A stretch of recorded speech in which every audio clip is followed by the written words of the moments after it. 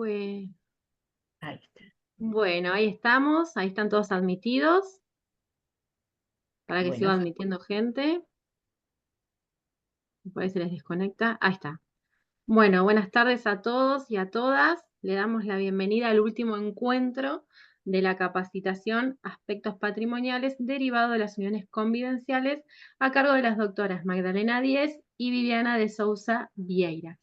Les recordamos a los asistentes identificarse con nombre y apellido a los fines de acreditar la asistencia. Bueno, muchas gracias a todos por estar acá. Los dejo con las disertantes. bueno, muy buenas tardes. Esta es la Buenas última tardes. clase. Aprovecho otra vez para agradecer a Sijuso y también para agradecer al Colegio de Abogados de Azul. Así que bueno, hoy vamos a hablar de la división de los bienes de la unión convivencial. ¿No, Maggie? Sí, ¿Vos buenas querés tardes a saludar todos. también? Saludá ahora, saludá. Sí, buenas tardes, gracias por acompañarnos, por estar acá. Así que bueno, sí, ya llegamos. Al final ya me había encariñado, casi que podemos seguir como 4 clases más, porque ya los voy a Bueno, después extrañar los miércoles.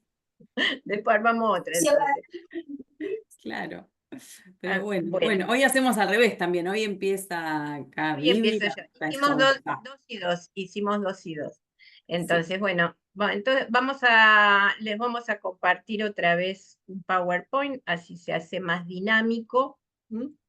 Bueno, acá tenemos la división de bienes en las uniones convivenciales.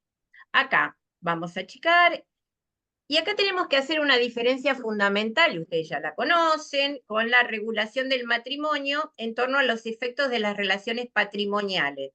Entonces, tenemos acá una herramienta que ya la hemos visto de entrada, que son los pactos convivenciales. Entonces, ustedes saben que en las uniones convivenciales, a diferencia del régimen patrimonial matrimonial, ustedes pueden celebrar y acordar cualquier tipo de régimen patrimonial que ustedes mismos decidan armar.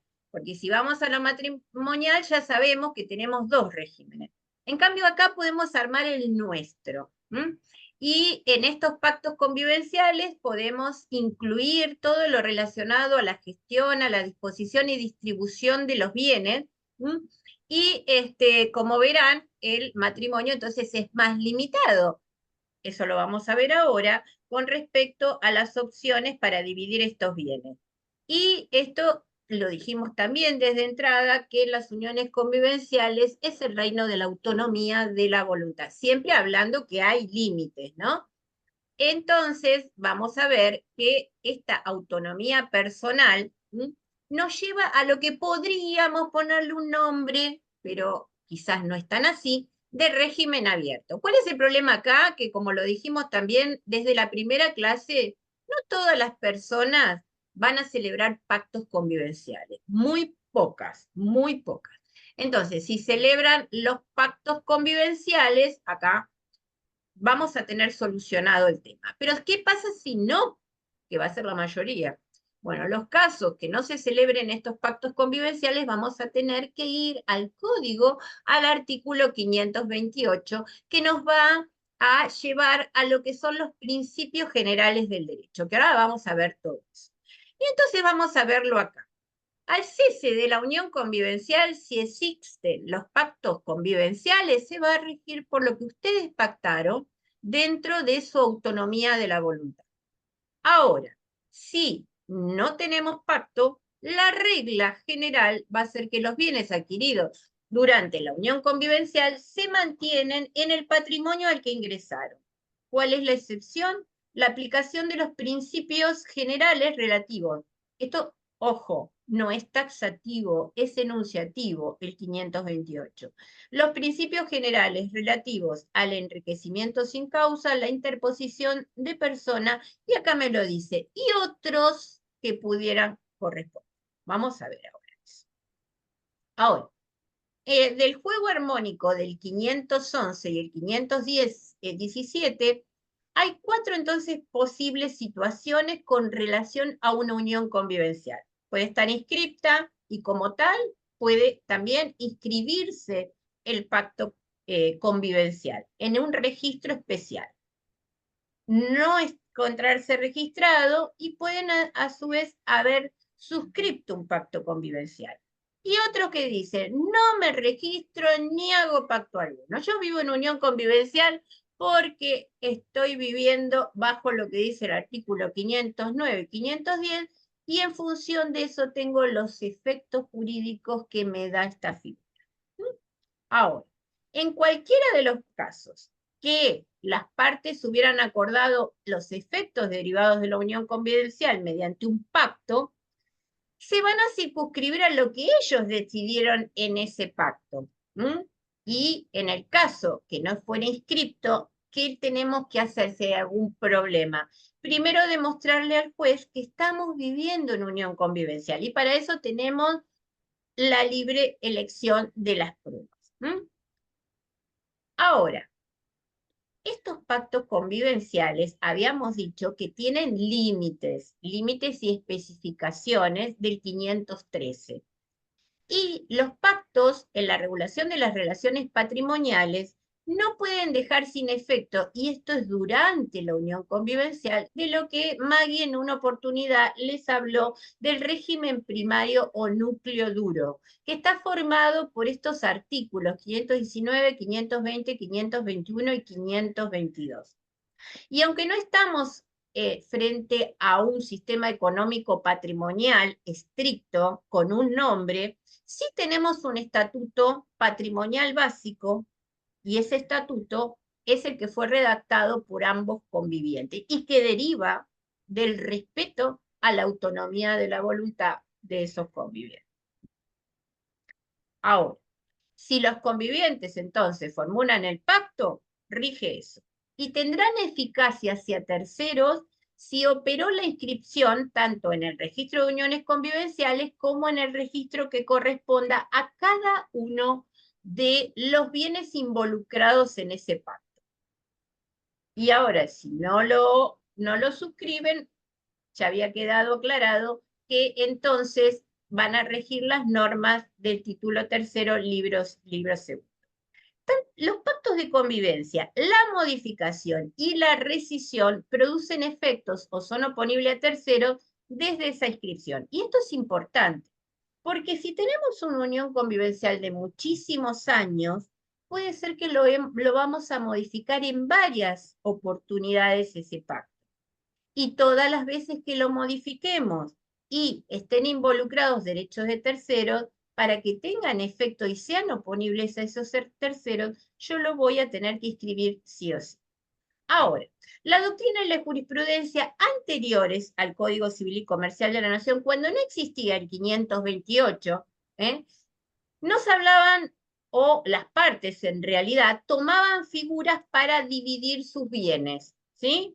A ver, cesó la unión convivencial, y ahora ¿qué hacemos con los bienes? Porque, a ver, todos estos bienes que están a nombre tuyo, en realidad serían míos, porque yo también aporté, o en realidad porque hay una interposición de persona. Es decir, están a nombre tuyo, pero con aporte de los dos, o están a nombre tuyo, pero todos los aportes son míos, porque yo recibí la herencia y con esa herencia compramos el auto, pero registralmente está a nombre del otro. Entonces, ¿cuáles eran las figuras que más se utilizaban antes de la sanción del Código Civil y Comercial de la Nación? Una de ellas, la primera, les diría, es la sociedad de hecho o sociedad irregular. También se tomaba mano de lo que ya era el acto jurídico simulado, sea por el contenido o por la interposición de la persona, daños extracontractuales, enriquecimientos sin causa. También se utilizaba mucho la comunidad de intereses, entre otros. Pero lo que iba en primer plano era esto de la sociedad de hecho, que ahora vamos a ver que realmente estaba mal encuadrado. La mayoría de esos reclamos no tenían un final feliz. Ahora, ¿qué nos dice este artículo 528 en el Código Civil y Comercial de la Nación, que es el único que me habla de cómo vamos a poder dividir estos bienes? ¿Qué pasa? Bueno, a falta de pacto, los bienes adquiridos durante la convivencia se mantienen, lo primero que me dice, se mantiene el patrimonio que ingresaron. Si yo, voy al registro de propiedad inmueble y veo que esta propiedad está a nombre de Menganito, que era en cabeza de Menganito. Pero ojo, yo que sé que eso es una injusticia terrible, no me voy a quedar con que eso es así. Y por lo tanto, este artículo 28 me tira ideas. A ver, vos podés entonces iniciar un enriquecimiento sin causa, o si hubo una interposición de persona, y después me lo deja abierto. Y otros que pudieran corresponder. Entonces, habíamos hablado que no hay limitaciones genéricas en los pactos y que la autonomía de la voluntad no se encontraba limitada. Pero sí encontramos, y lo hemos visto también anteriormente, ¿se acuerdan cuando se hacía esa división de bienes que todo iba para el varón y nada para la mujer? ¿Sí?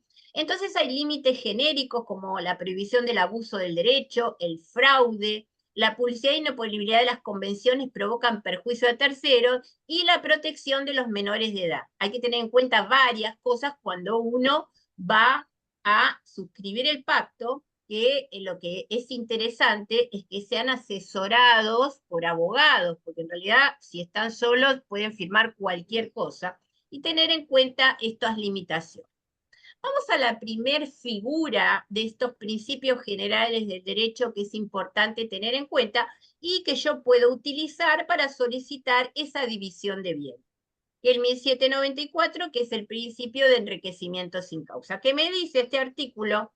Que toda persona que sin una causa lícita se enriquezca a expensas de otro, está obligada en la medida del beneficio a resarcir el detrimento patrimonial del empobrecido. Si el enriquecimiento consiste en incorporar a su patrimonio un bien determinado, deberá restituirlo si subsisten en su poder al tiempo de la demanda.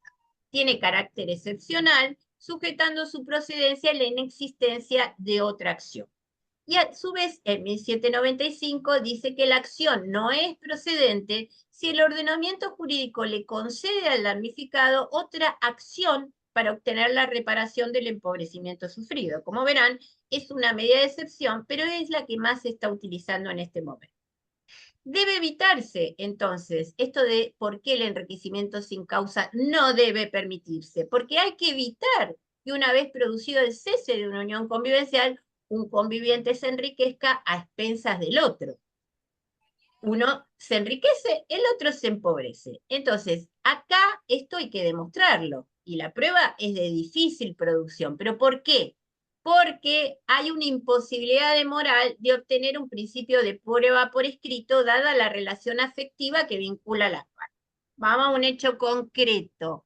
A ver, durante la unión convivencial, ¿sí? Yo vendí mi auto, que yo ya lo había comprado antes de iniciar la unión convivencial con esta persona, y le digo, bueno, vos necesitas ahora una máquina necesaria para poner, por ejemplo, no sé, una, ¿cómo se llama?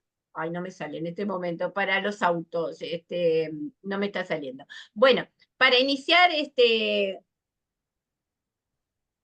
alguna actividad económica.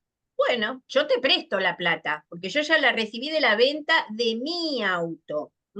Entonces, yo le voy a pedir a mi conviviente que me firme, a ver, sí, un papel que diga, un préstamo, un respaldo. A ver, convengamos que estamos dentro de una relación afectiva. Si cada vez que yo te presto plata, te voy a tener que hacer un recibo, es como que estuviera peleado el hecho de estar en la relación afectiva y una relación pareciera de comercial.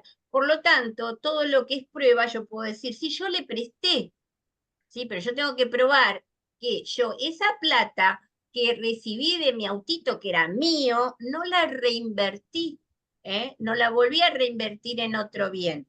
Y por lo tanto, fue en beneficio de esta comunidad, de la unión convivencial. Desde ya que habíamos dicho que la prueba siempre es amplia, pero es de difícil producción.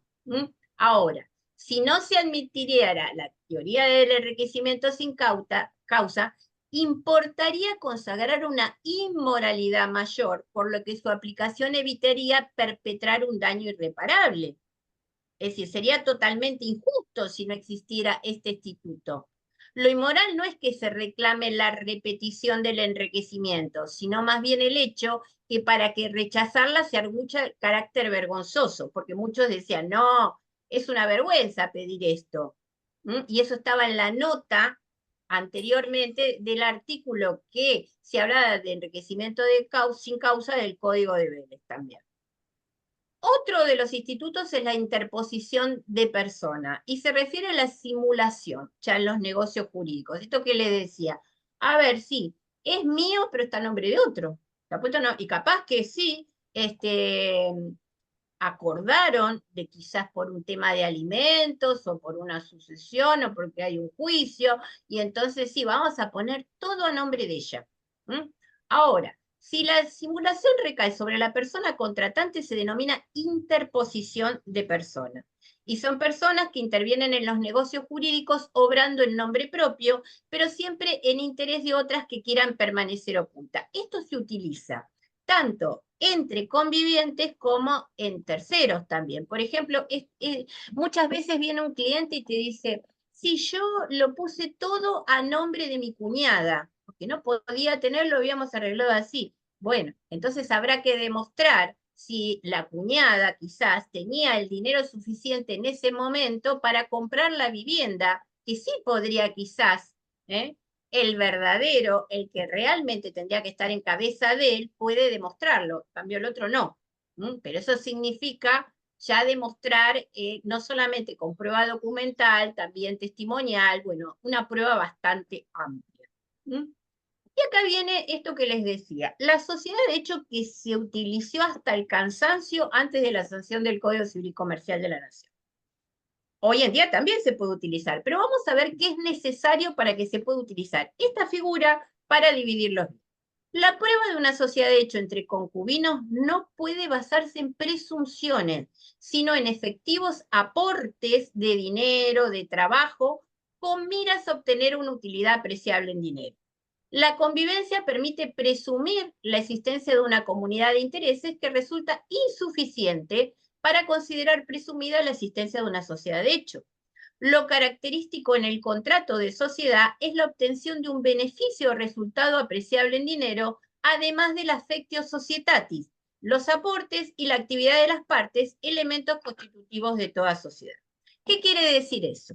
A ver, cuando yo inicié una relación convivencial con una persona, además del afecto, había un affectio societatis que, por ejemplo, bueno, si también nosotros vamos a comenzar con una empresa X, ¿sí? Y por lo tanto, en esa empresa X, yo voy a tener que demostrar que todos esos bienes, que justamente si doy la casualidad que cuando yo inicio la unión convivencial, voy a tener que demostrarle al juez que además de estar dentro de todo lo que me está solicitando el 509 y 510, yo hice aportes, ¿no? Pero no solamente aportes que pueden ser, porque yo puedo decir, a ver, mi aporte, como dice el 660 del Código Civil y Comercial de la Nación, fue quedarme en el hogar, hacer las tareas hogareñas y cuidar a los hijos. Bueno, eso está fantástico para la comunidad de bienes e intereses, pero la sociedad de hecho va un poquito más allá.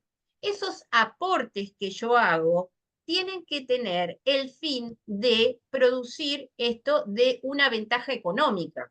Y a ver, yo realmente no me doy a esa persona para lograr una ventaja económica, que es un plus, eso es aparte. Además, tengo que demostrar que yo tenía affectio societatis, es decir, esa decisión de iniciar de esa empresa para participar de las ganancias y soportar las pérdidas. Entonces, muchísimo más amplio. ¿Qué hablamos cuando hablamos de aportes? Bueno, entonces yo le voy a tener que acreditar al juez, demostrar ambas partes que se han obligado cada una con una prestación. Ninguno de los socios puede estar excluido de realizar aportes. Entonces, puede ser trabajos comunes, depósitos bancarios, escrituras, uno lo prueba con lo que tiene. Puede ser material o personal. Yo puedo haber aportado dinero, puedo haber aportado maquinaria o personal mi trabajo. Debidamente probado, por lo tanto, configuraría una sociedad de hecho. Pero además esto, que es tan importante, la affectio societatis. y que es esta intención de asociarse, no de convivir solamente, de asociarse. Y entonces es necesario acreditarlo de forma autónoma e independiente el ánimo societario. Entonces es un elemento subjetivo y no solo hay que demostrar los aportes, acá le tengo que sumar ahora esos aportes lo han sido para obtener una utilidad económica. Y también es necesario demostrar la participación en los beneficios y en las pérdidas. ¿Y esto cómo lo voy a demostrar? Con los libros de comercio. Entonces estamos hablando de una sociedad comercial. Como requisito de toda sociedad, el fin será el de obtener alguna utilidad apreciable en dinero que van a dividir entre sí. Y para ser considerada una sociedad de hecho deben probar los 3 elementos a la vez. Por eso muchas veces han sido rechazados porque han tomado solamente la figura y no pudieron probar que existían estos 3 elementos. ¿Qué pasa si yo inicio la división de bienes diciendo que es una comunidad de bienes interés? Es un concepto amplio que me va a incluir el condominio, si lo hubiera, es decir, tenemos un inmueble, 50 y 50 para cada uno, o 70-30, o el 80-20, lo que sea. Y la sociedad. Entonces, existe la posibilidad de que se adquieran bienes con aportes de cada uno sin que exista una finalidad lucrativa. Por ejemplo, la vivienda familiar que sea comprada con fondos provistos por ambos, pero que está a nombre de uno solo, o inversamente, con fondos provistos por uno solo, pero está a nombre de los dos. Y eso es lo que yo quiero demostrar. Entonces, llevarme la porción que realmente corresponde. Y en ese caso, es posible que entre los convivientes exista una comunidad de intereses que pueda estar formada por bienes comunes, pero sin llegar a formar una sociedad. ¿Cuál es la diferencia entonces con la sociedad de hecho? Los bienes aportados por los socios pasan a dominio del ente en la sociedad, es decir, no ninguno de los dos los convivientes, y no vuelven necesariamente a quien los aportó. Mientras que en la comunidad de intereses los bienes no salen del patrimonio del conviviente y su recuperación es de rigor si no medio la venta. La finalización del estado de comunidad se hará por medio de la división de condominio o la división de comunidad o por la acción in reverso. Es decir, vos me lo tenés que devolver porque te enriqueciste. Ese 20% que dice ahí que tenías no es verdad, porque vos nunca aportaste nada. Entonces, con la acción in reverso tiene que volver. La comunidad de intereses debe probarse sobre cada uno de los bienes que le integran. Si yo tengo, a ver, un inmueble y está, como habíamos dicho, en 80 y 20, yo voy a tener que demostrar entonces que no hubo participación en ese 20%. Al revés, si yo tengo un auto, está todo a nombre de la otra persona y yo hice aporte, entonces yo voy a tener que probar ese aporte específicamente con relación a ese auto. Y así todos los bienes que yo quiera que vuelvan a mi patrimonio. También tenemos el condominio de 1983 del Código. ¿Qué se entiende por condominio? Es un derecho real de propiedad sobre una cosa que pertenece en común a varias personas y que corresponde a cada una por una parte indivisa. Las partes de los condóminos se presumen iguales, excepto que la ley o el título disponga otra proporción. A ver, si el título me dice que está 70-30, esa será la proporción del condominio. Ahora, si no dice nada, se presume que es un 50 y 50 y entonces se invierte la carga de la prueba. La parte que pretenda posicionarse en la división del condominio para disolver y distribuir los bienes habidos en la unión convivencial debe acreditar el aporte económico realizado para la compra de ese bien. Y a los fines de acreditar que la cosa fue comprada con fondos comunes, se va a admitir toda clase de pruebas. En realidad, en todos estos procesos, la prueba es amplia. La prueba de que ambos convivientes percibieron ingresos propios, es decir, ojo, los dos trabajábamos, autoriza, se presume que aquellos han sido empleados en beneficio de la familia y en la adquisición del bien. Ahora, ahí, bueno, hay un montón de situaciones, porque puede ser que uno gane muchísimo más que el otro, y después está, como lo hemos visto en otros jurisprudencia, en otros juicios que habíamos visto, está también la cuestión de género. Es decir, esos aportes puede ser que no hayan sido dinerarios, pero se consideran otro tipo de aportes. Y entonces también corresponde que ese aporte del 50% muchas veces se lo han dado a la mujer, por el hecho de haber hecho su aporte, de cuidar y, ¿cómo se llaman?, los hijos y las tareas hogareñas. Ahora, vamos a ver uno nomás. Si yo hoy no voy a hablar de juicios, pero para que entiendan la parte de la sociedad de hechos.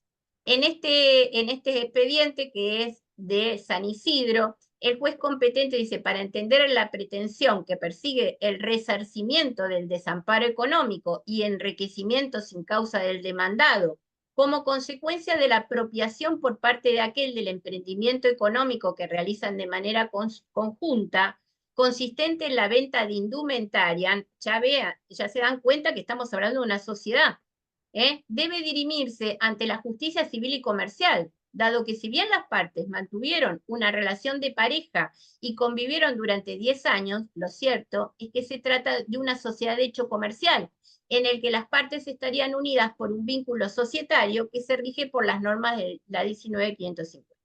Es decir, que si yo puedo probar que si realmente, además de la unión convivencial, habíamos formado una sociedad, entonces voy a tener que presentar mi acción en otro juzgado, no en el de familia, como vamos a ver que en la mayoría de los casos es en los juzgados de familia.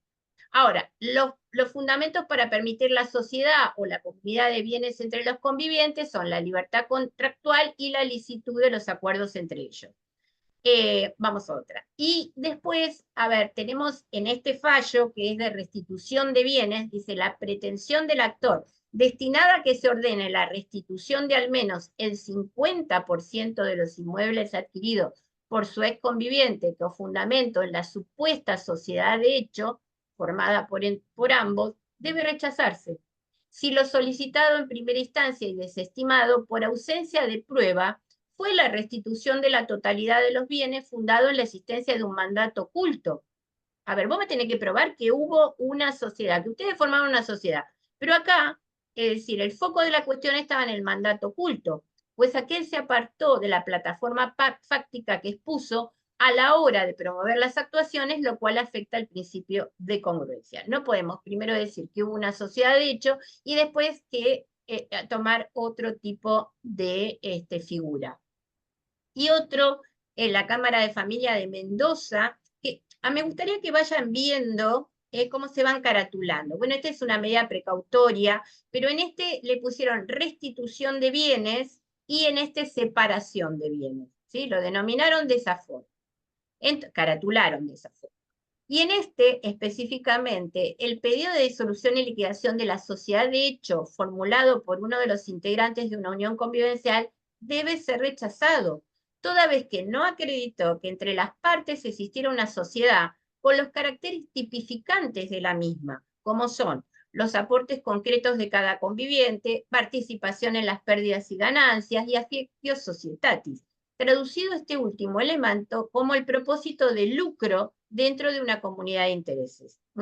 Entonces, esto, en realidad, caratular o solicitar como división de sociedad de hecho, ojo, tenemos que probar primero que a la par de que ustedes estén hayan formado una unión convivencial o fueran parte de una unión convivencial, también formarán parte de una sociedad comercial, y en cada uno de esos elementos los van a tener que probar. Hay otros principios aplicables y dice: en cuanto a la expresión otros, que pudieran corresponder, podrían ser las figuras de la simulación, el fraude, el mandato tácito, la gestión de negocios, entre otros. La jurisdicción, el 26-27. Las acciones que surgen como consecuencia de la unión convivencial se deben presentar ante el juez del domicilio efectivo común de las personas que la constituyen o del domicilio o residencia habitual del demandante. ¿Hay prescripción para iniciar estas acciones? Bueno, el plazo de prescripción para interponer estas acciones se encuentra suspendido durante la convivencia, de acuerdo a lo que establece el 1543, inciso B. y o la propia de cada uno de los institutos comprometidos o aplicables al caso, que comienza a correr nuevamente al cese de la convivencia. Si vamos a lo general, el 2560 del Código Civil y Comercial de la Nación nos dice que el plazo de la prescripción es de 5 años, excepto que esté previsto uno diferente en la legislación local. Y entonces, en función de lo que nosotros, que figura, vamos a utilizar, vamos a tener que ir al código, ¿sí? Y ver en el 2561, a ese no, porque ese es muy específico, pero sí en el 2562 y 2563, a ver si están incluidos. Y eso dependerá cada uno de cómo va a redactar esa demanda. ¿Qué pasa con los bienes si yo los quiero distribuir para después de la muerte? Y acá les voy a comentar un pedacito de un fallo. Dice, se encuentra legitimada para demandar la apertura de la sucesión, la concubina del causante, pues ella no pretende ser declarada heredero. Todos sabemos que no es heredera, sino que su pretensión consiste en obtener declaratoria de herederos para luego demandar en forma autónoma por división de sociedad de hecho. Acá le pusieron otra vez sociedad de hecho, y por compensación económica por cese de la unión convivencial que invoca. Es decir, nadie iniciaba esta sucesión. Los herederos estaban todos cruzados de brazos. Mientras tanto, ella no podía, ¿no? Solicitar ni la compensación económica, ni solicitar los bienes que le correspondían en esa división. Por lo tanto, es ella la que se presenta y lo inicia.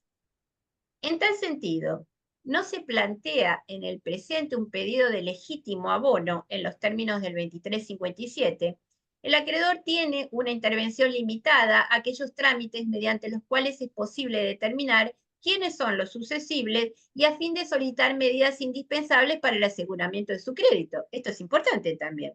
Mientras tanto, ¿qué pasa con esos bienes? Que capaz que ella aportó, y entonces el 715 la ampara del Código Procesal Civil y Comercial. Y cuando se presente a juicio algún heredero o se provea su representación en forma legal, cesará la intervención del acreedor, salvo inacción manifiesta de aquel. Esto es un fallo de la Sala 1 de Neuquén del año 2017.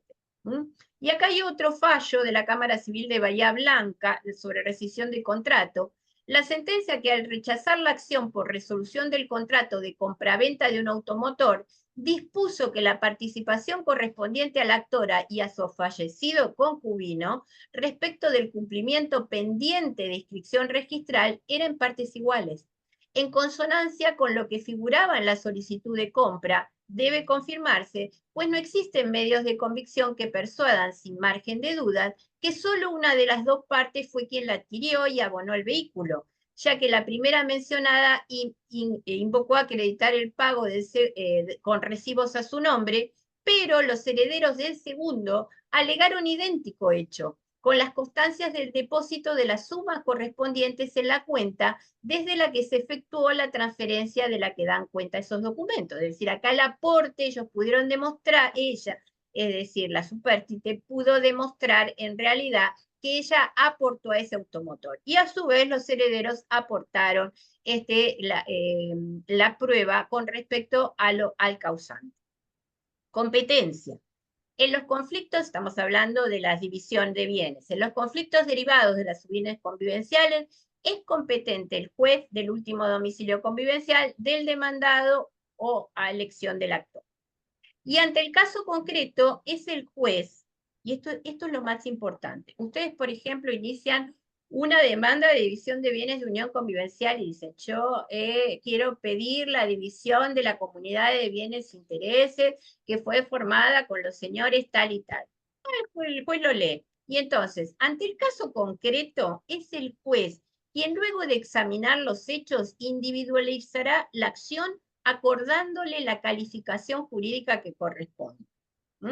La valoración de las circunstancias fácticas asume un rol fundamental, ya que el examen de la dinámica de las relaciones económicas, duración de la unión, existencia de aportes comunes, actuación en forma conjunta o individual, es lo que va a permitir dilucidar la intención de las partes.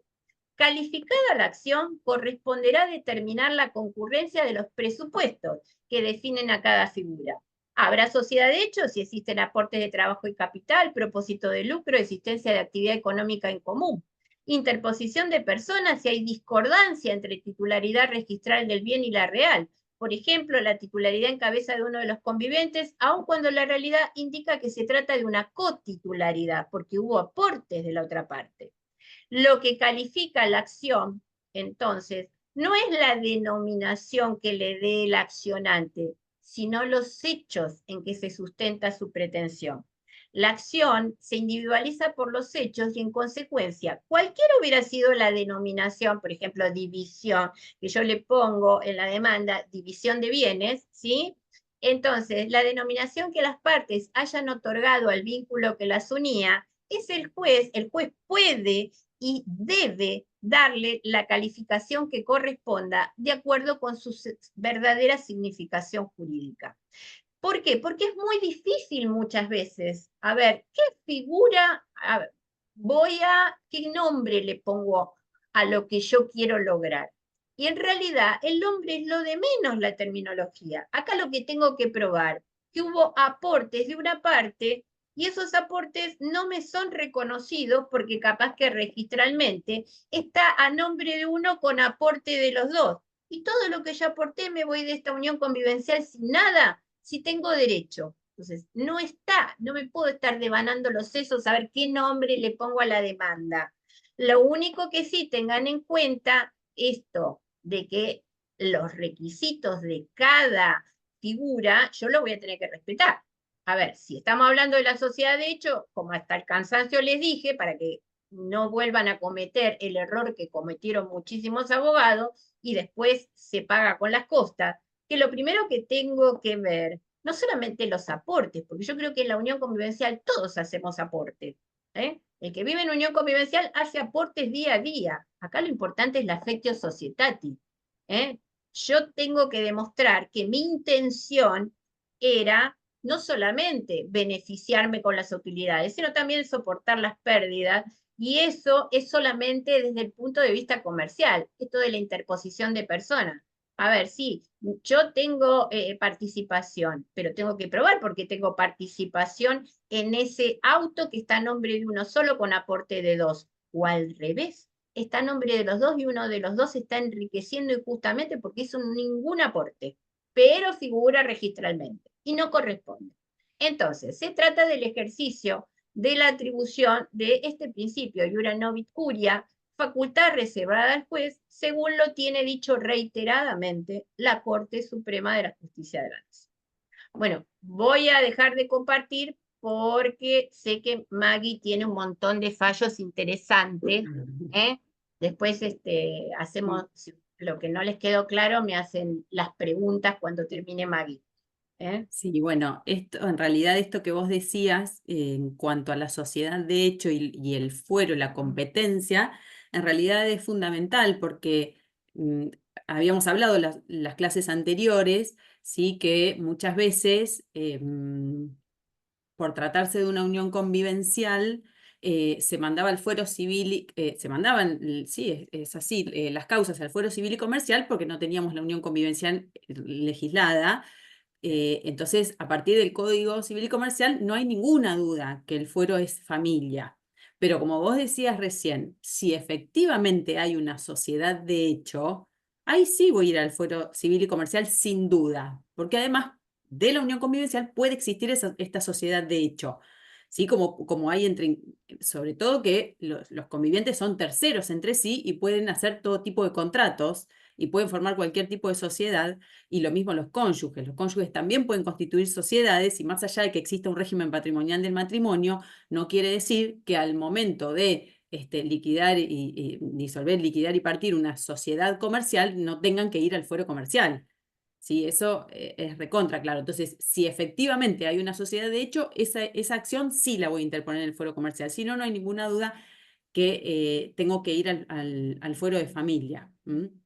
Yo les traje algunos fallos, esperen que igual voy a compartir, que en realidad, ¿dónde lo tengo? Pero, a ver, acá. se me fue poniendo un montón de documentos que me quedaron todos juntos y ahí se me mezclan.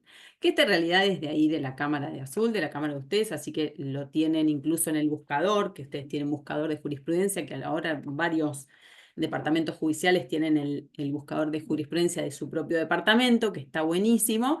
Y este es, entonces, que coincide justo con todo lo que venía hablando recién Vivi, ¿no? Esto se caratula como disolución y liquidación de sociedad, ¿sí? Entonces se presenta la actora y promueve una demanda de disolución y liquidación de la sociedad de hecho.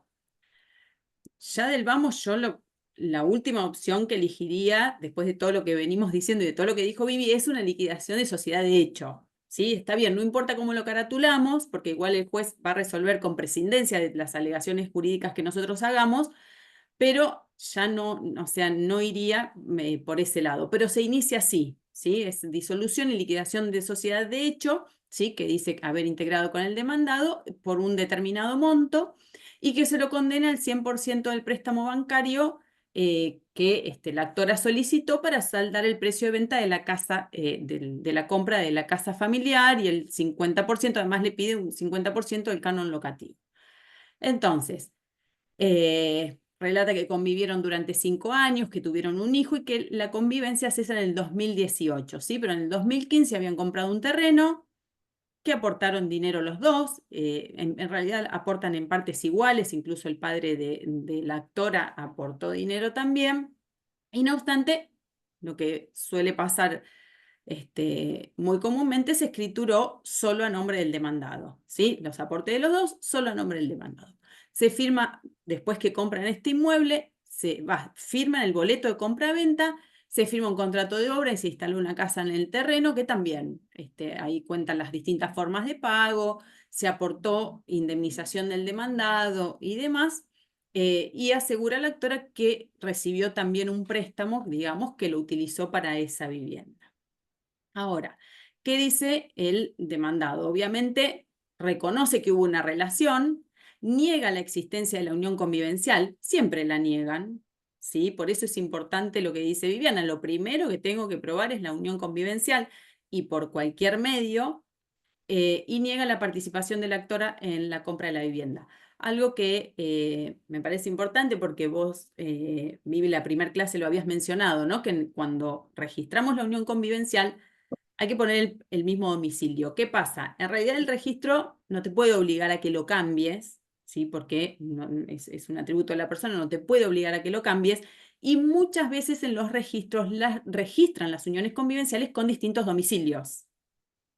Esto se hace, no se le puede obligar a la persona, se hace. ¿Es lo aconsejable? No. Pero bueno, como se prueba por cualquier otro medio, ¿sí? Con los resúmenes de las tarjetas y por la forma que sea, es importante tenerlo en cuenta porque la unión convivencial, la existencia de la unión convivencial la niegan siempre. Te dicen, sí, tuvimos una relación un montón de años, pero no convivimos. Te dicen, ¿no? Así que bueno, en primera instancia le hacen lugar parcialmente a la demanda y lo condenan a pagar una suma de dinero. ¿Pero en qué? En concepto de resarcimiento por el empobrecimiento padecido, ¿sí? Como derivación del enriquecimiento sin causa del demandado. Entonces se inicia como una disolución de sociedad de hecho y el juez en realidad hace lugar, pero como un enriquecimiento sin causa, ¿no? Y lo condena a pagar 2 millones de pesos, ¿sí? Le impone las costas y demás.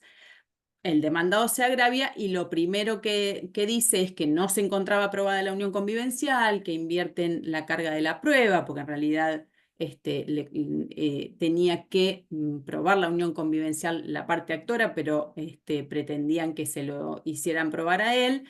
Obviamente no le hacen lugar por esto de las cargas probatorias dinámicas que rigen en el derecho de familia, así que en ese agravio no hacen lugar. Y obviamente dice que no es procedente este enriquecimiento sin causa porque la actora en realidad peticiona una disolución de una sociedad de hecho, entonces dice el sentenciante está fallando ultra petita porque no es lo que pidió la parte actora, ¿sí? Eso en los agravios en la primera instancia.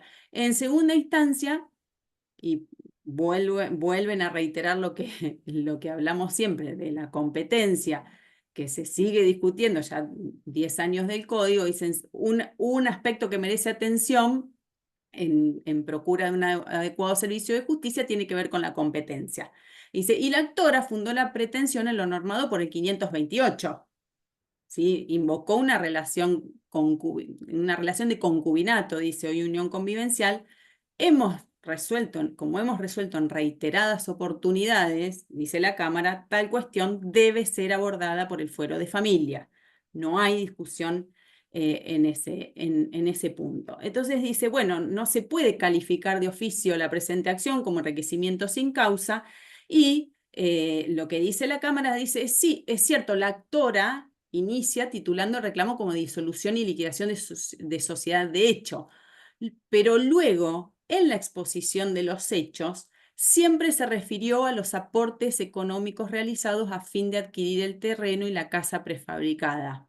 Dice, y es más, funda en el derecho, en el artículo 1794, que es el del enriquecimiento sin causa, ¿sí? En ningún momento tampoco se refirió a un affectio societatis, ¿sí? Entonces se tituló mal, pero surgía claramente que el reclamo era otro. Por eso, muchas veces, es más, cuando hacemos los sorteos de las causas, que tenemos que seleccionar la materia, a veces no tenemos la materia y tenés que poner alguna similar o materia a categorizar o porque no tenemos la carátula que creemos que sería la más adecuada. Entonces, bueno, muchas veces se caratula de una forma, pero hay que ser muy claras en el objeto, en qué es lo que se pide y en qué es lo que se prueba, ¿sí? En eso hay que ser, digamos, muy prolijo, seguir una determinada línea. Porque no puedo empezar como disolución de sociedad, después enriquecimiento. Distinto si yo inicio una acción y subsidiariamente otra. En ese caso sí, pero si no, yo tengo que seguir una misma línea. Bueno, entonces, al contestar la demanda, también el demandado siempre contestó en relación a lo mismo, a los aportes, a que no correspondía el enriquecimiento sin causa, ¿sí? Y porque además era un proceso diferente al que había iniciado, que era el de la disolución de hecho, ¿sí? Porque claramente lo que es disolución y liquidaciones de patrimonios tienen procesos diferentes. Entonces, la Cámara dice, sí, podría decirse que tiene razón, ¿sí? Que es una acción distinta a la del enriquecimiento sin causa. Sin embargo, se advierte que la actora erró técnicamente en la calificación, pero no en el objeto de la pretensión, ¿sí? Entonces, por eso, en eso hay que ser sumamente claros. Dice, en cuanto a la cuestionada unión convivencial, eso quedó probado, las partes compartieron su vida en común, ¿sí? Por lo que resulta aplicable el 528, y habla esto de la distribución entonces de los bienes adquiridos durante la convivencia. Dice, es innegable, acá la Cámara cita esto que es, la verdad es que para mí es básico, por eso yo tengo esta postura con que ha quedado muy escaso lo que se resolvió digamos, lo que se legisló en torno a las uniones convivenciales, porque la doctrina lo dice hace muchos años, llevar adelante un proyecto de vida en común trasciende lo estrictamente personal. Obviamente se realizan esfuerzos conjuntos y que a la larga se van a traducir en adquisiciones de contenido patrimonial. ¿Sí? No se puede decir, bueno, es solo la autonomía de la voluntad. Por otro lado, más allá de la autonomía de la voluntad, estas lógicas y estos razonamientos que yo le hablaba en otras oportunidades, de que no me caso y no quiero compartir bienes. Claramente la jurisprudencia dice lo contrario, porque hace años que se vienen reclamando los juzgados las divisiones de los bienes. Con lo cual, en todo caso, uno no se quiere casar o elige no casarse, pero obviamente compartir los bienes parece que sí, si no, no se iniciarían causas desde hace años con todas las distintas figuras que seguimos usando, que son las mismas de hoy, ¿sí? Por esta cuestión de mantener esta autonomía de la voluntad, ¿sí? Luego dice, bueno, cualquiera de los convivientes puede cuestionar, ¿no?, la integración patrimonial del otro a través de los diversos institutos propios del derecho común o de las diferentes herramientas que ofrece el ordenamiento jurídico, ¿sí? Como decía hoy Vivi, no es taxativo este 528, así que podemos usar cualquier otra figura que sea aplicable a nuestro caso. Bueno, acá luego habla de la teoría del enriquecimiento sin causa, que es lo que explicó, así que no voy a demorar mucho ahí también, porque ya lo explicó recién Vivi, ¿sí? Y bueno, habla de la teoría de la prueba, que también les dije que esto no era así. Entonces, en definitiva, habiendo apelado por el enriquecimiento sin causa, obviamente lo desestiman y le hacen lugar a la figura que el enriquecimiento sin causa es, digamos, el que más se aplica, ¿sí? No sé por qué durante muchísimo tiempo se acudió a la liquidación de la sociedad de hecho, pero porque además siempre es la figura más rechazada. Es de las figuras más rechazadas es la liquidación de la sociedad de hecho, ¿sí? Lo que pasa es que, bueno, también hay mucha jurisprudencia y doctrina, y supongo que tiene que ver con esto, con que el enriquecimiento sin causa, lo primero que dice el código es que es una figura residual, que si no hay otro medio más idóneo, recién ahí se podría aplicar el enriquecimiento sin causa. Lo que pasa es que en lo que es uniones convivenciales, no hay por ahí figuras más idóneas, porque no tenemos un régimen patrimonial. Entonces, ¿qué figura es más idónea? Es difícil de determinar y sobre todo por cada caso en concreto. Otra de las figuras que también decía Vivi y que me parece que por ahí es también la más adecuada antes que esta disolución de la sociedad de hecho, es la división de cosas comunes. ¿Sí? Esa es una figura que puede, a la hora de interponer la acción en la práctica, me parece que puede resultar por ahí la más atinada. Esta igual se los comento así brevemente, que también es de la Cámara, ¿no? Se inicia una demanda por división de cosa común y de canon locativo. Igual vamos a ver que no hacen lugar tampoco, muchas no tienen final feliz. Igual a mí me gusta que a veces traigo los fallos y parece que les voy a traer como el que es y en realidad no le hacen lugar a ninguna. Pero es importante para no interponer también una acción que sabemos que no va a caminar, ¿sí? Porque es muy difícil cuando nos llega el caso. Cuando vemos la teoría nos parece como muy clara la situación, muy claro el caso, y después cuando ya tenemos que sentarnos, redactar la demanda y ver qué es lo que tenemos sobre la mesa, nos encontramos con un montón de dudas. Pero la división de cosas comunes me parece importante por el tema de la prescripción, ¿sí? En este caso, el señor demanda así a la actora por esta división de cosa común, ¿sí? Dice que tenían una relación, una unión convivencial, adquirieron en forma conjunta un inmueble, ¿sí? Hay un boleto de compraventa y también detallan cómo se hacían los pagos. Se entregó la posesión del inmueble, ¿sí? Cuando suscribieron ese boleto. Y esto fue, bueno, y en el año 2000 aproximadamente cesa la unión convivencial, ¿sí? Entonces dice, quedando única y exclusivamente la demandada en uso del inmueble, ¿sí? Entonces, las pretensiones eran sobre la base de este boleto de compraventa, que era del año 2007, la unión convivencial había finalizado en el 2012, piden la liquidación, partición y división del bien, no de sociedad de hecho. Liquidación, partición y división del bien. Igual vamos a ver por qué no le hace lugar. Y además, el pago del canon locativo proporcionado a un 50% desde que le envió la carta documento, porque sabemos que el canon locativo comienza a correr desde que es solicitado, ¿sí? Desde que es intimado al otro a que se pague ese canon locativo. Ahora, la demandada, ¿qué hace? Opone la excepción de prescripción, contesta demanda, dice que nunca vivió en concubinato, ¿sí?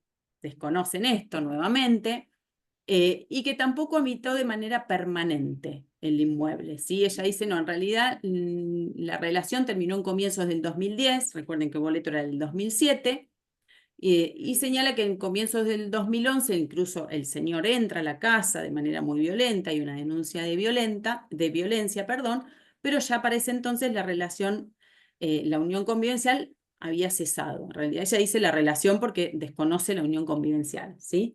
Entonces, dice, bueno, esto está prescripto, ¿sí? Porque en el 2011 no existía relación de pareja, y la prescripción se cumplió con anterioridad a la carta que le manda solicitando el canon locativo, que era del año 2022. ¿Sí? Dice, la acción de división de cosa común no tiene establecido un plazo especial de prescripción liberatoria, entonces debe aplicarse, dice la demandada, ¿no? Debe aplicarse el plazo genérico del 2560, que es de 5 años, o en su defecto, el determinado, el que era en el Código Civil, porque esto se había iniciado en 2007, ¿sí? La unión convivencial, que era el de 10 años. ¿Sí? Negó que se hayan comprado el inmueble en forma conjunta, sí admitió que lo habían firmado ambos a ese boleto y dice que en realidad el total del precio fue pagado por ella, pero que bueno, que en ese momento coloca el inmueble a nombre de su pareja también, pero bueno, porque su pareja se iba a hacer cargo de los arreglos de la casa y demás, cosa que nunca sucedió, pero que solo por eso él figura que todo el dinero de esa compraventa lo aporta ella, ¿sí? Entonces el actor, por eso digo que esta puede ser una buena opción, el actor contesta, contesta esta excepción de prescripción y dice, en realidad la división de cosa común es imprescriptible. Dice, porque la división de cosa común es en esencia una división de condominio, pero justamente sin título de dominio, con lo cual se le aplican por analogía las disposiciones, ¿sí? Porque esta es otra de las cuestiones. Muchas veces lo que se pide es división de condominio y no hacen lugar. ¿Por qué? Porque para dividir un condominio yo tengo que ser titular, si tengo que ser condómino, pero si el inmueble está puesto a nombre al 100% a nombre del otro, no soy condómino. No me van a hacer lugar a la división de condominio. Lo que tengo que hacer en todo caso es pedir que se me reconozca ese carácter de condómino. Después voy a poder pedir la división de condominio, ¿sí? Pero por eso, acá, al pedir una división de cosa común, ya estoy evitando que me digan no corresponde división de condominio porque no sos condómino, mal se te puede dividir un condominio que no tenés, y además, ojo, porque acá entonces si lo puedo aplicar por analogía a la división de condominio, ya tengo una acción que es imprescriptible, ¿sí? Así que por eso me gustaban por ahí estos fallos que no son muy trascendentes porque no terminan haciendo lugar, pero en realidad no terminan haciendo lugar a lo que piden porque no pueden probarlo. Pero está bueno esto, ir tomando estas distintas acciones y viendo qué es lo que puedo probar, cuáles son los plazos, cuál es la acción que más me conviene para mi caso concreto, ¿sí? Entonces, bueno, acá dice se aplica la división de cosa común, es una división de condominio, pero sin el título. Entonces se le aplica por analogía. Entonces ahí solicita que se rechace esa excepción de prescripción, ¿sí? En primera instancia se le había hecho lugar a esta prescripción y se había rechazado la demanda. En primera instancia le dijeron, sí, ya prescribió, pasaron los 10 años, con lo cual ya está, si prescribió la acción, no tiene sentido que se expida sobre lo que le correspondía al actor, ¿sí? Dice, si bien es cierto que la acción de condominio es imprescriptible, no se está una demanda en dichos términos, sino que se está en un cobro de sumas de dinero, dice la jueza. Por eso también lo rechaza. Dice, acá no es una división de condominio, no se está ante se está ante un cobro de suma de dinero, que es diferente, ¿sí? Por eso digo, a veces también esta es otra de las opciones. Si yo hice aportes, puedo probar aportes en dinero, no un affectio societatis, bueno, puedo solicitar un cobro de suma de dinero, si yo puedo probar esos aportes que hice, ¿sí? Esto que les decía recién, se puede pretender la división de una cosa en la que no se es condómino. Dice, en el presente caso se trata de una acción personal, por eso ahí se hace toda esta cuestión de cuál es el plazo que había que aplicar, si el de 10 años, el de 5 años, y bueno, dicen que en realidad con la entrada en vigencia del nuevo código era el plazo menor, ¿sí? Que debía aplicarse. Ahí, obviamente, ante esta sentencia en primera instancia lo apela. se acreditó que fue adquirida el actor dice que él acreditó que había sido adquirido en forma conjunta porque el boleto de compraventa estaba a nombre de los dos. Lo que pasa es que nunca se llegó a escriturar, ¿sí? Entonces, nunca podía tratarse de una división de condominio, ¿sí? Las partes nunca tuvieron el carácter de condominio. Dice, el apelante expresó que en la demanda lo tipificó como una división de cosa común. Nunca fue el objeto del proceso, ni expreso ni tácito, cobrar una suma de dinero. Dice, sí, de lo que se trató desde el principio era liquidar y partir un bien, que era el inmueble. Dice, el litigio planteado se enmarca en una unión convivencial, más allá de que las partes discrepen en si existió o no, lo cierto es que al momento que firman la compra-venta, sí estaban en unión convivencial, porque eso también es importante. Si cesó o no cesó, cuando se adquirió el bien, lo importante es si en ese momento había una unión convivencial o no. ¿Sí? El cese tengo que ver por el tema de las prescripciones de las acciones, pero en ese momento, cuando se adquiere el bien, esa unión convivencial existía. Dice, la noción genérica, la comunidad de bienes e intereses no tiene normas específicas, entonces es posible acudir por analogía a todas las que resulten compatibles. Por ejemplo, las normas del condominio, ¿sí? La liquidación o distribución de bienes adquiridos por los concubinos en común se hará según lo que cada uno de ellos haya aportado en la compra. Y si no se puede acreditar, se distribuirá en partes iguales. Y esto, miren lo que es esta doctrina que es citada ahí en el fallo, es del régimen jurídico del concubinato de Del Bosser. 2006. De Bosser, una obra, bueno, y encima esta es edición actualizada y ampliada del 2006, pero esta obra de Bosser es viejísima, yo la tengo con las hojas amarillas de mi mamá cuando ejercía la profesión, ¿sí? Entonces, en este capítulo en particular de la distribución de los bienes, seguimos con todo lo que había antes, sacando lo que es compensación económica, que es un instituto nuevo y demás. En distribución de bienes seguimos con toda la jurisprudencia, que en realidad es lo que recepta el Código Nuevo en un montón de cuestiones de familia, ¿sí?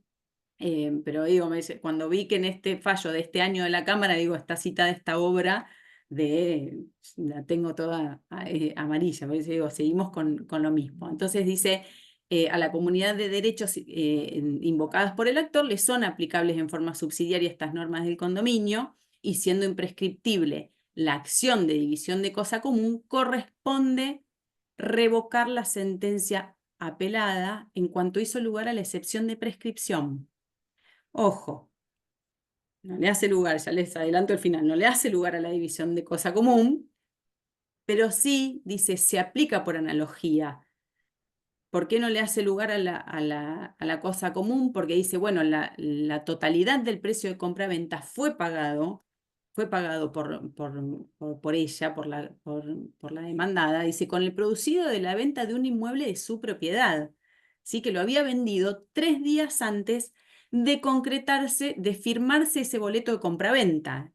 ¿Sí? Entonces el juez dice, si se cotejan, los jueces de la Cámara, dice, si yo cotejo el boleto de compraventa en el que se asienta esta pretensión de este actor, es decir, que fue allegado por la demandada, hay una perfecta contemporaneidad entre los dos hechos, entre la venta del inmueble de la señora y el boleto de compraventa. Se hace 3 días después de vender el inmueble, ¿sí? Entonces dice, además son perfectamente coincidentes los precios de cada una de las operaciones, porque es más, estaban hechos con una misma inmobiliaria. Entonces se hacían las operaciones en conjunto y hasta el valor de un inmueble estaba relacionado con la compra-venta del otro inmueble, ¿sí? Entonces ella pudo probar eso, ¿sí? Por eso no se hizo lugar. Yo creo que si hubiera podido demostrar esos aportes, ganaba el todo, ¿sí? Porque la prescripción le aplicaron la imprescriptibilidad de la división del condominio, ¿sí? Así que por eso igual me parecía súper importante esto. Dice, bueno, quedó demostrado que el actor no realizó ningún aporte pecuniario destinado a la compra. ¿Sí? Él no pudo, además eso, no pudo probar nada de su parte, porque a lo mejor la actora sí, vendió un inmueble, pero para comprar el que compró puso nada más que la mitad. No necesariamente tiene que haber puesto el 100%. Lo que pasa es que el actor no pudo demostrar que aportó nada, ¿sí? Sino tal vez la suerte que hubiera corrido hubiese sido otra, ¿sí? Pero bueno, estos dos son fallos de cámaras de ustedes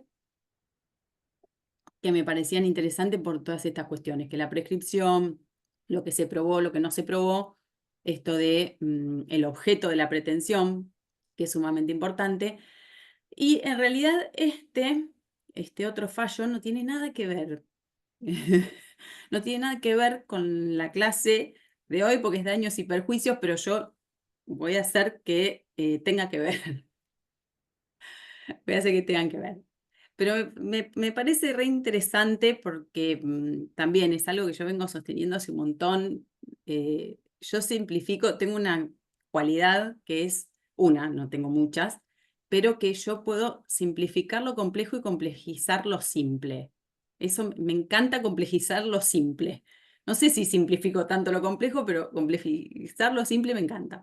Este es es un fallo de la Sala M, ¿sí? de la Cámara Nacional, y que es de daños. ¿Sí? Pero fíjense lo importante que es en lo profundo, ¿no? Pues dice, procede la indemnización del valor vida a favor del conviviente de una mujer de 15 años que falleció por mala praxis y que en vida realizaba tareas domésticas en el hogar. Esto tira por tierra todos los requisitos del 510, que es lo que yo les decía el otro día y que lo vengo sosteniendo hace un montón. Vamos a dejar afuera a un montón de mujeres en condiciones de vulnerabilidad si exigimos los 18 años para la unión convivencial. Vamos a dejar afuera a un montón de personas, de mujeres, en condiciones de vulnerabilidad. Entonces, para mí, los requisitos del 510 hay que revisarlos. Es una opinión personal, ojo, pero hay que revisarlos. En este caso, se presenta J, el chico, además él tenía 19 y ella 15 y una nena de 1 año, ¿sí?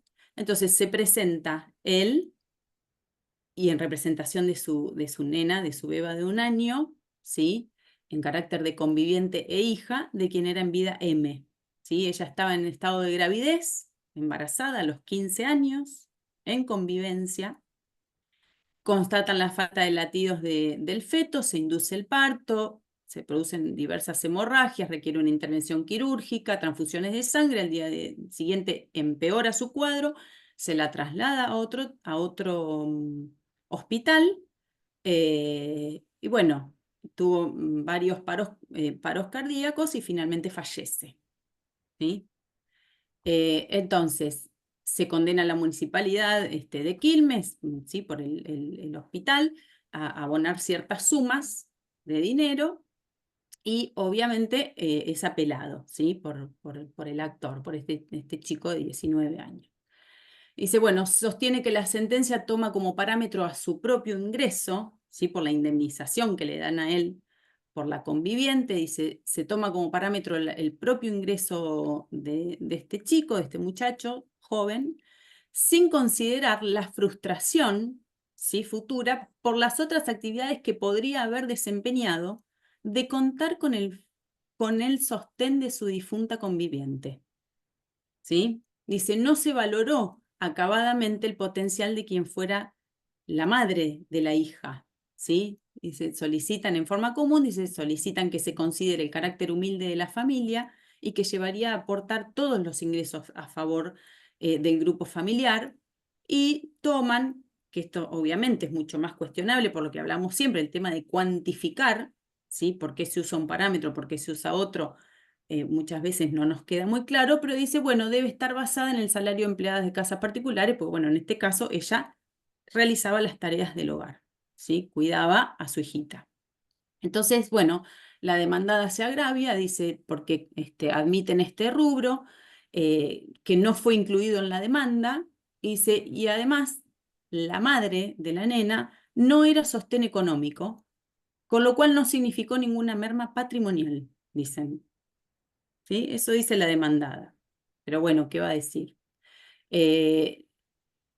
Ella, digamos la fallecida, M, era menor de edad, tenía 15 años, quedó probado que vivía con el coactor hacía más de un año. Por eso digo, hasta todos los requisitos, porque acá hacía apenas más de un año, ¿sí? Lo que yo siempre digo, hoy las relaciones, los vínculos, todo pasa en otros tiempos. Y uno habla de los 2 años de convivencia para hablar de ciertas estabilidad y, de seriedad, y hasta de seriedad del compromiso asumido, pero acá hacía apenas más de un año de relación estable, ¿sí? Hasta eso es cuestionable.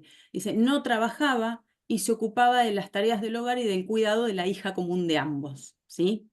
El juez de grado indicó que era razonable estimar que de no haber fallecido podría haber contribuido significativamente al sostenimiento, a la atención, al cuidado del hogar familiar que conformaba con el actor y con la hija, ¿sí? Pese a que obviamente no contaba con ninguna capacitación profesional alguna. Y se resulta verosímil la expectativa que abrigaban el conviviente y la niña de obtener de la damnificada un beneficio económico cierto, derivado del rol que desempeñaba. ¿Sí? Esas tareas de cuidado es un beneficio económico. Entonces dice, debido a sus funciones de cuidado, atención, dedicación, tiene una valiosa implicancia económica, tanto para la hija como para su pareja. Esto repercute en la privación o en el costo de sustituir esas actividades cotidianas que una madre de familia provee en el plano doméstico y cuyo costo de sustitución debe ser considerado a la hora del rubro en análisis, ¿sí? Hablamos tanto de estas tareas domésticas que digo, que se traspasen a este fuero civil y comercial, me parecía súper interesante, porque como siempre decimos, a veces en otros fueros tenemos incluso fallos mucho más de avanzada que en el fuero de familia. ¿Sí? Que no lo digo por este caso en concreto, pero siempre hemos tenido en otras ramas del derecho, ¿no? Empezando siempre por lo que fue en la seguridad social, que la pensión, que el derecho laboral en el 248 de la LST, infinidades de normas que le reconocen derechos a los convivientes y en familia nos da un poco de cosa todavía. Dice, bueno, continúa el juez, dice, se resaltó que el coactor tenía a su cargo una obligación. Esto, a modo de, no sé qué decir, dice, el actor tenía a cargo una obligación de provisión económica de la difunta, y si bien perdió el valor de colaboración económica que representa una mujer, también se vio liberado de una carga. ¿Sí? Por eso, no, lo dejo así. Se vio liberado de la carga que pesaba sobre él de aportar al sostenimiento de su compañera. ¿Sí? Venía bien, venía bien, venía bien. Ahora bien, dice, la demanda se perfila un reclamo patrimonial, mayormente al daño reclamado por el actor, acarrea obviamente el fallecimiento de esta niña, porque 15 años es una niña, acarrear repercusiones económicas disvaliosas, la privación de la asistencia que brindaba, bueno, acá el fallo dice la muerta, la fallecida. Hay un daño patrimonial, ¿sí? Que se traduce económicamente en este quehacer doméstico cuando no se cumple esta tarea en el hogar, entonces su desaparición importa una pérdida efectiva, ¿sí? Y por ende un aumento de gastos, lo que hace que se vea alterada la economía del hogar, ¿sí? Y que además, a partir del fallecimiento de esta chica, obviamente va a tener que sustituirlo por otras personas, va a tener que pagar por eso, esos cuidados que brindaba esta chica en su casa. Dice, las actividades no remuneradas, pero mensurables, que realizaba la Oxisa, inspiran el concepto de daño que se busca resarcir, y dice, la gratuidad que impregna la tarea de la ama de casa no le resta que dicha actividad sea factible de apreciación pecuniaria, en tanto esa misma actividad hecha por otra persona puede ser onerosa. ¿Sí? Dice, entonces, la sola condición de ama de casa importa una forma de trabajo, un aporte económico en especie, debe ser suplido en su ausencia a través de la contratación de otras personas. ¿sí? El daño en consecuencia es la pérdida intrínseca de estos beneficios materiales derivados de la actividad que desarrollaba esta víctima. Dice, a partir de la muerte de la ama de casa y madre de familia, se extingue el enriquecimiento material que ella aportaba al hogar, ¿sí? Definiendo de tal modo un lucro cesante que antes beneficiaba a toda la familia, ¿sí? Luego dice, bueno, el eventual aporte del señor eh, el aporte económico que realizaba él, ¿sí? Obviamente no erradica el valor económico de la tarea doméstica que realizaba ella, ¿sí? La víctima se aproximaba a la vida adulta, no contaba con capacitación profesional, que era lógico para la edad que tenía, dice, pero nada hace suceder que para ese entonces permanecería dedicándose de forma exclusiva sin realizar al mismo tiempo alguna actividad rentada. ¿Sí? O sea, las dos cosas tienen acá en común. Dice, como directa consecuencia de este fallecimiento, el coactor tuvo que encargarse de forma exclusiva, por sí o por otro, del cuidado y manutención de su hija por el lapso de 20 años, ¿sí? Y la víctima fatal también destinaba una porción de sus tareas domésticas a favor de la coactora, de la niña, y bueno, y se remarcó al respecto que todos ellos convivían juntos al momento del accidente, ¿sí? No me quiero extender mucho por el tema del horario, luego pasa a hacer todo un análisis de la cuantificación y toman el valor de la ama de casa, lo multiplican por 20 años porque la nena cuando fallece la mamá tenía 1, entonces dice, bueno, hasta los 21 años que es la obligación alimentaria, en realidad ellos primero dicen que es hasta que se encuentra ya formado para salir a la vida el niño y después dicen, bueno, hasta los 21 años y remiten al 658 a los alimentos, que se extienden hasta los 21 años. Entonces, bueno, cuantifican más o menos esa indemnización en ese sentido, pero digo, me parecía interesante esto, ¿no? Como en otros fueros, sí es remarcan mucho este beneficio o esta, esperen que dejo de compartir, así los veo bien a todos, este valor económico de la conviviente. Vuelvo a decir, me parece que este fallo en concreto sobre daños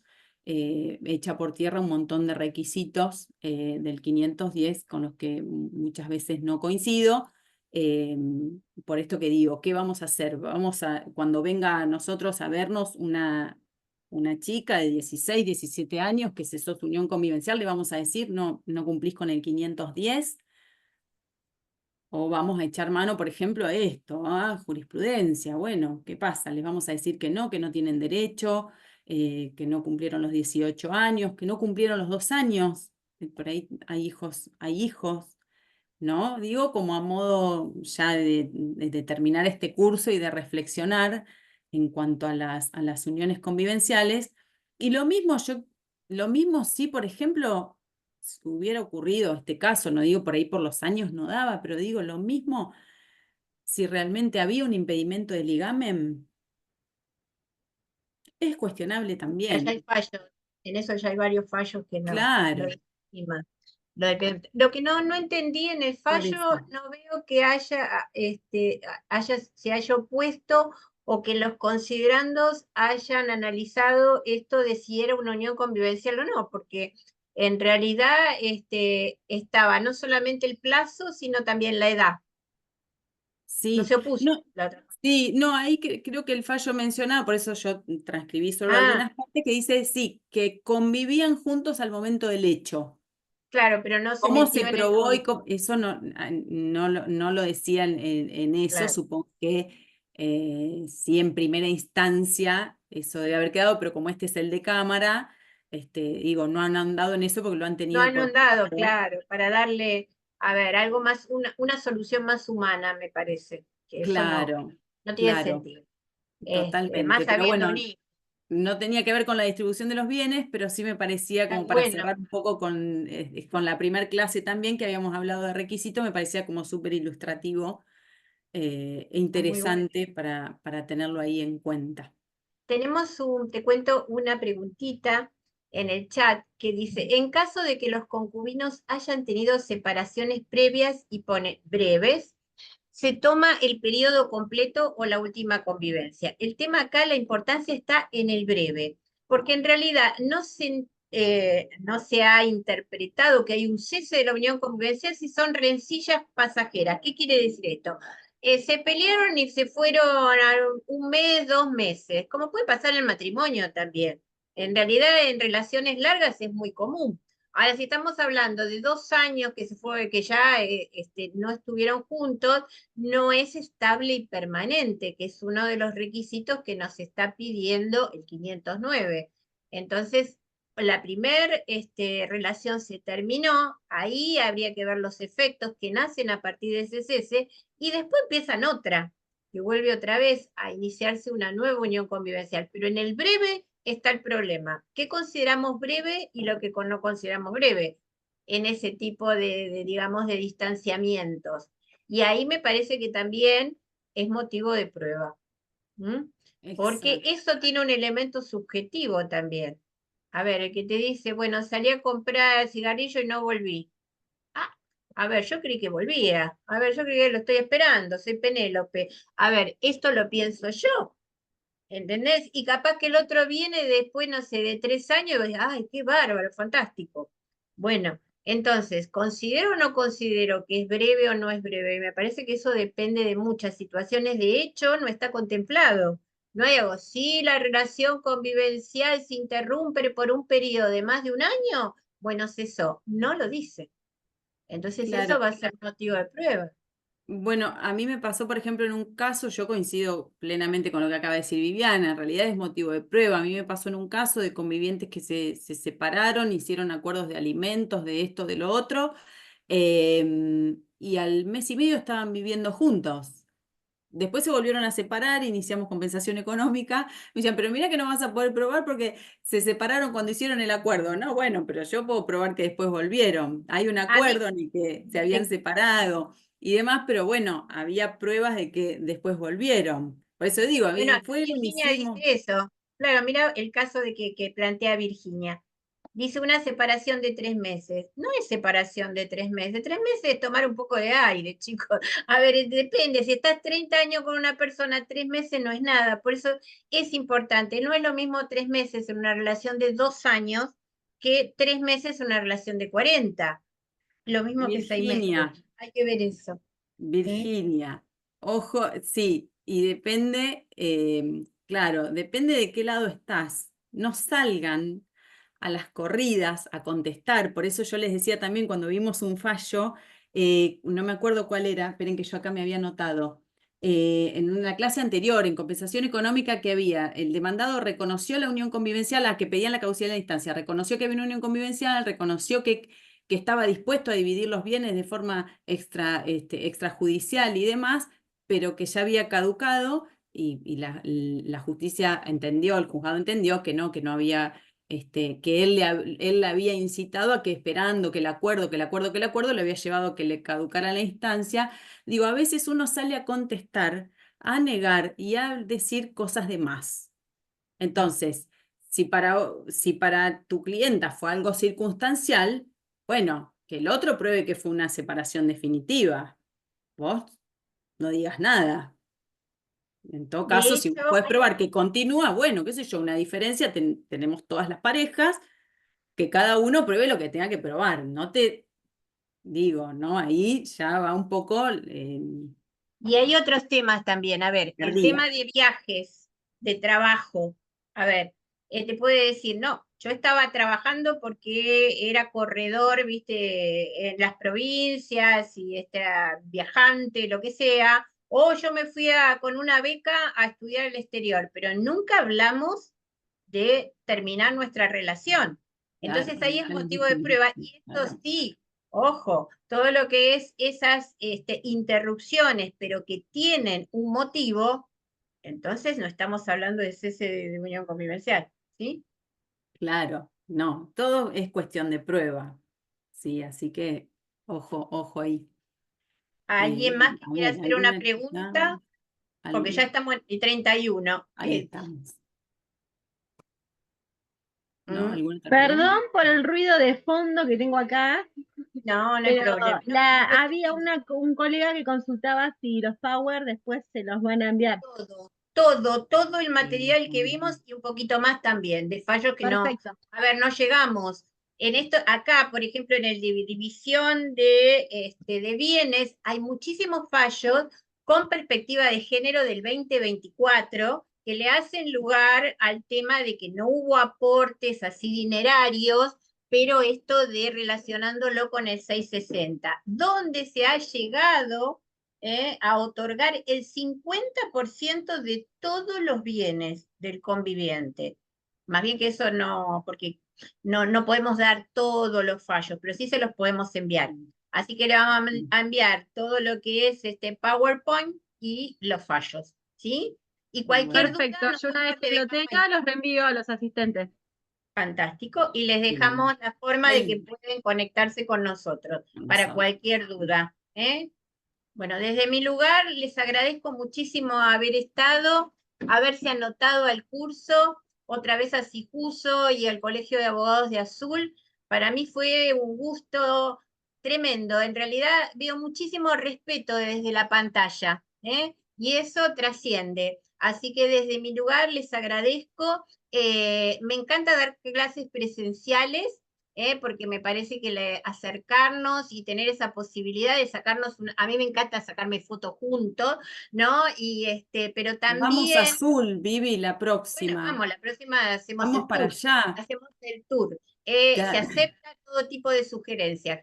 Y entonces conocerlos y compartir experiencias, porque muchos abogados y colegas recién están comenzando, no con los estudios jurídicos, y este es un tema que, como dijo Maggie, en realidad no está legislado como tendría que estar legislado.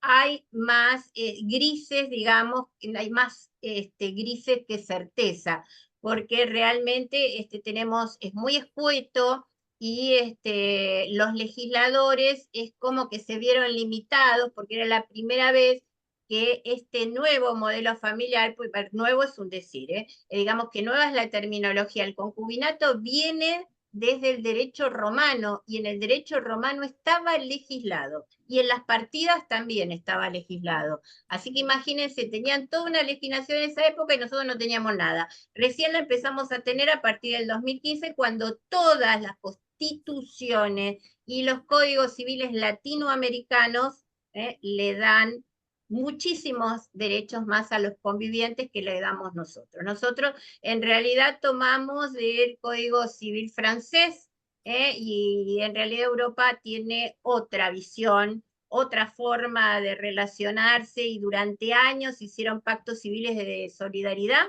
y bueno, y a veces es muy difícil tomar legislaciones que están muy lejos de lo que sociológicamente Argentina es. Pero bueno, yo estoy con el convencimiento de que la jurisprudencia va a empujar para que se vayan haciendo pequeñas modificaciones y ajustes.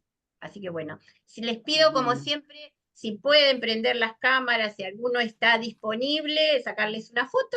Hagamos la foto, nos La foto arreglamos. fundamental, arréglense, pónganse lindos, les saco una foto. Ay, salgo en el hotel, yo estoy, bueno, Bueno, salen las almohadas del hotel, Vivi. no dice Bueno. hotel atrás, así que quédate tranquilo. Muchísimas gracias. Gracias Muchísimas a gracias. todos. Buenas tardes. Adiós. Gracias. Chao, gracias.